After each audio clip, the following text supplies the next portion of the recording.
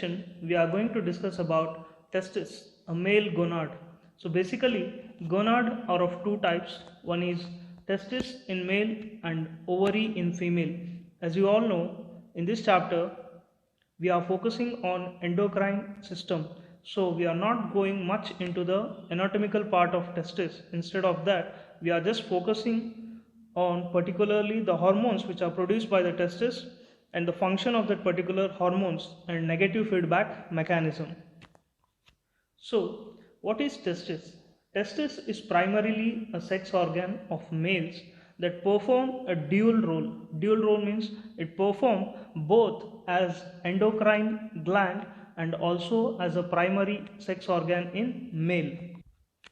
And a pair of testes is located in the scrotal sac, that is outside the lower abdomen. So here in this picture you can see, so this part, this highlighted part, okay, which is outside the abdomen, this is the lower abdominal region. Okay, this is lower abdominal region, and the scrotum is present outside the lower abdomen in males. Okay, and this part is called as scrotum, inside which a pair of testes are present. So basically, testis is composed of seminiferous tubules which are lined by germinal epithelium and interstitial tissue. So here, remember this part. Testes are composed of seminiferous tubules and germinal epithelium. See, in this germinal epithelium, again it consists of three types of cells.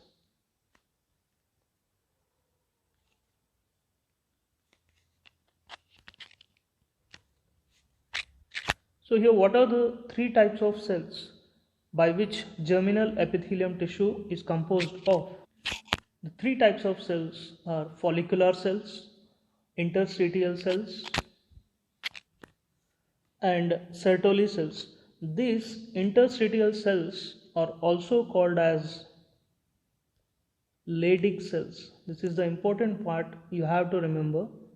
Okay, the interstitial cells are also called as Leydig cells.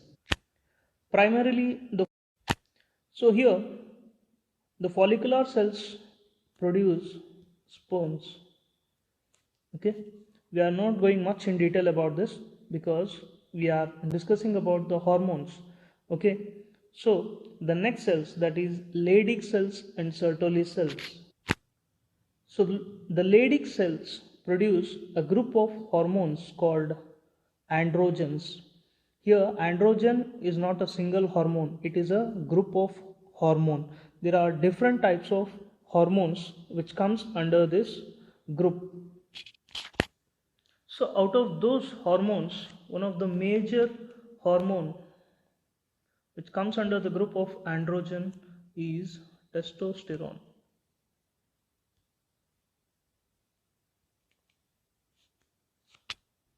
Other than testosterone, there are few more hormones which come under this androgens. Those are dihydrotestosterone and androtestosterone. So here we are only going to discuss about testosterone and its functions. Okay, before going to the testosterone, please note it down or remember this. These are the different types of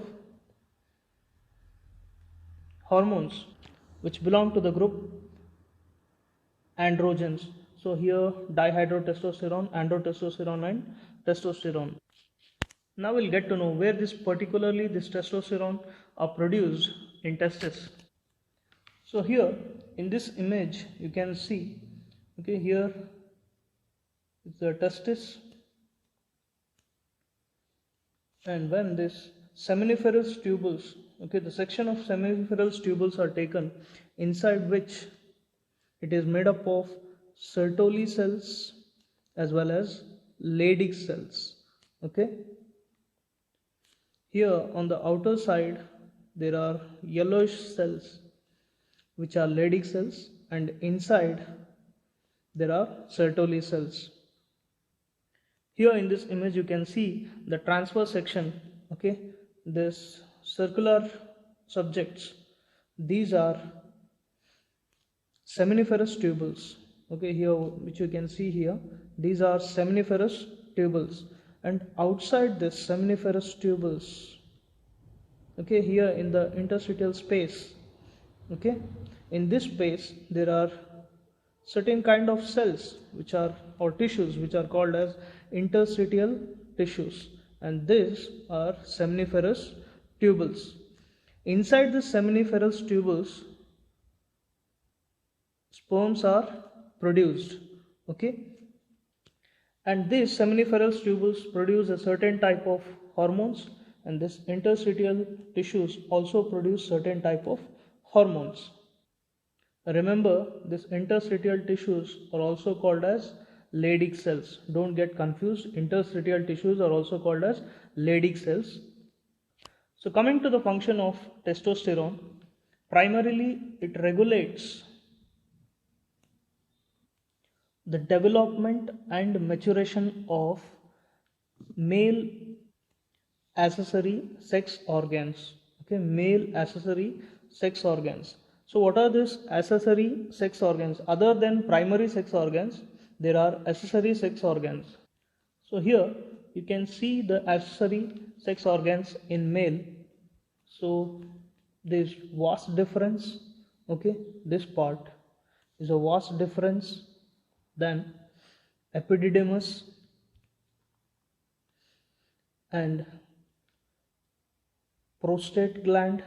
Okay, here below the urinary bladder, this above region is a urinary bladder, below this which is present a prostate gland, and the seminal vesicles. Okay, here you can see the seminal vesicles, and finally urethra. Here you can see there is a passage. Okay, this part is urethra. So these are the accessory sex organs in males. So these are the six accessory organs in males. Those are vas deferens, epididymis, urethra, prostate gland, and seminal vesicle. Okay, this much you have to remember. And for this development of all these accessory organs, the testosterone will be the major factor. Other than this, the testosterone is also stimulates muscular growth in males, and it also stimulates facial hairs and axillary hairs, that is body hairs, chest and armpit, and change in the voice, that is low pitch in males. So these are the other functions of testosterone, that is muscular growth, facial hair development, axillary hair development, and low pitch, and also aggressiveness in males. And also there is one more important process in which the testosterone helps, that is it stimulates spermatogenesis. So here what is spermatogenesis? It is a process of formation of sperms through spermatozoa. Okay, it is process of formation of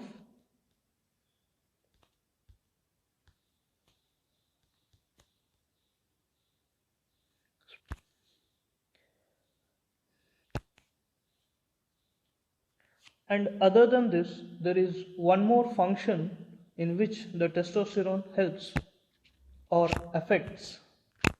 It has an anabolic effect on metabolism of proteins and carbohydrates, that is carbs.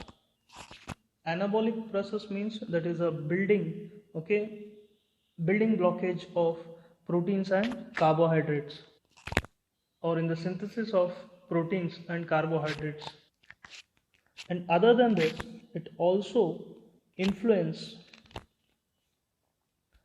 male sexual behavior. So basically it is called as libido, male sexual behavior in males. So this is all about the functions of testosterone hormones in males. Okay. Other than the testosterone, there is one more hormone called as inhibin. Okay, this hormone is produced in Sertoli cells.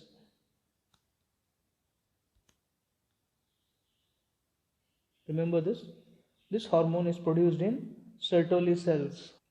Other than the production of this inhibin by Sertoli cells, it also gives nourishment to sperms. Okay, that is also the one of the function of Sertoli cells. It also gives nourishment to the sperms. So now we will know about the function of inhibin. The inhibin is also called as actin. As the name itself says, okay, inhibin means inhibition. Okay, that is destruction in any of the process, okay, or disturbance in any of the process is called inhibition. So here, that is why the name given as inhibin. So this inhibin hormone, it regulates the function of testosterone. Okay, so here inhibin regulates the function of testosterone. So here, when this happens, when the inhibin is produced, when there is high amount of testosterone released in our body, then there will be increase in the number of sperm count. At that time, what happens? If the sperm count increases than the normal level, then the testis, particularly the Sertoli cells, start producing inhibin. And when inhibin is produced, it will stop the production of testosterone. So that is the function of inhibin. We'll get to know about this in detail in negative feedback mechanism.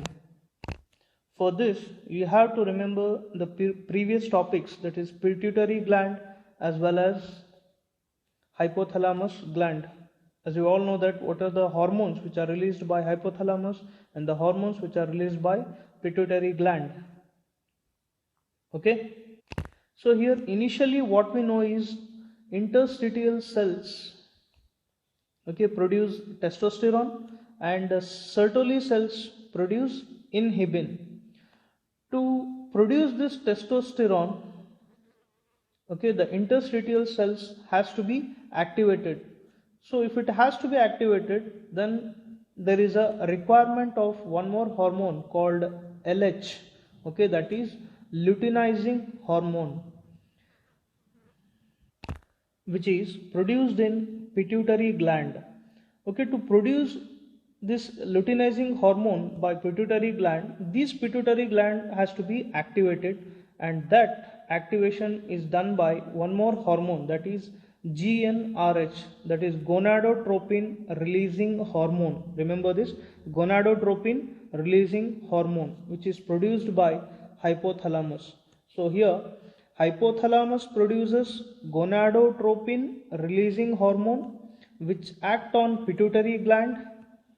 Okay, this produces gonadotropin releasing hormone which acts on pituitary gland, and pituitary gland will produce many hormones, not only LH, but it also produces FSH, TSH, ACTH. Okay, but we are focusing only on FSH and LH. So here, when LH, that is luteinizing hormone, is produced by pituitary gland, it will get into the testis, and particularly in testis, it will act on interstitial cells, and interstitial cells which leads to the formation of testosterone. Okay, here on the other side, gonadotropin hormone which are released by hypothalamus, okay, it will activate this, stimulate this pituitary gland to produce FSH, and FSH will also enter into testis, which produces inhibin in seminiferous tubules. So here once again remember this, hypothalamus will produce gonadotropin releasing hormone which act on pituitary gland. Pituitary gland will produce FSH and LH. LH is luteinizing hormone, FSH is follicle stimulating hormone. This both will enter into testis, but this FSH follicle stimulating hormone will act on seminiferous tubules to produce inhibin, and LH will act on interstitial cells to produce testosterone. So primarily when there is high amount of testosterone, okay, the testosterone, when it is released into blood, okay, when it increases, when testosterone level increases, at that time what happens, there will be a negative feedback mechanism, okay. The message goes to hypothalamus, okay, and this hypothalamus will stop producing LH, and when there is no luteinizing hormone, it will not stimulate interstitial cells to produce testosterone. So this is how the negative feedback mechanism works. On the other side, what happens when there is high amount of testosterone, it not only gives message to hypothalamus, but it will also send that negative feedback to pituitary gland. So pituitary gland will also stop producing FSH. So here what happens, there is one more hormone called inhibin. So here seminiferous tubules will produce inhibin when there is increase in the testosterone, and then this inhibin will give a negative feedback to pituitary gland, okay. Inhibin will give negative feedback to pituitary gland, and this pituitary gland will stop producing FSH. When there is no follicle stimulating hormone, then there is no action on, no stimulation on seminiferous tubules, and it will stop producing inhibin. So this is how the regulation of negative feedback mechanism works.